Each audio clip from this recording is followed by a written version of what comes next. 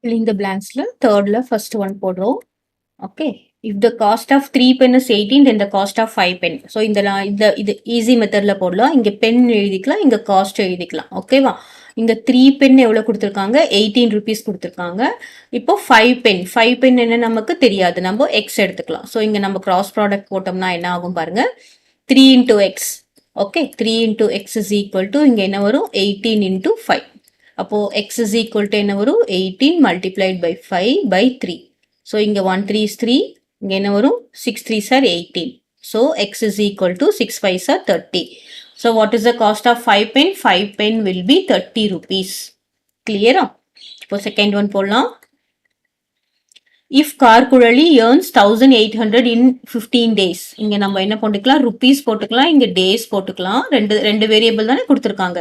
இங்க எவ்வளவு கொடுத்திருக்காங்க? 1800 rupees in how many days? 15 days. அப்போ இங்க என்ன கொடுத்திருக்காங்க? 3000 rupees வந்து how many daysல earn பண்ணுவாங்க. இது நம்ம x ன்னு எடுத்துக்கலாம். So அதே மாதிரி cross product போட்டோன்னு வச்சுக்கோங்களேன். என்ன வரும்? 1800 into x is equal to 15 into 3000. Right? அப்போ x is equal to என்ன வரும்? அப்படியே நம்ம 15 into 3000 multiplied by 1800. So இதுல பாத்தீங்கன்னா இந்த 0 cancel, இந்த 0 cancel ஆகும். So இது என்னது? 6 3s are 18, இங்க என்ன வரும்? 5 3s are 15. இங்க 1 3 இங்க 1 6 is 6, இங்க என்ன வரும்? 5 6 are 30.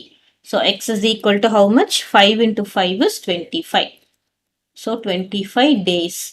அப்போ 15 daysல 1800னா 3000 rupees எவ்வளோ daysல earn பண்ணுவாங்க அப்படின்னு பார்த்தோம்னா 25 daysல earn பண்ணுவாங்க.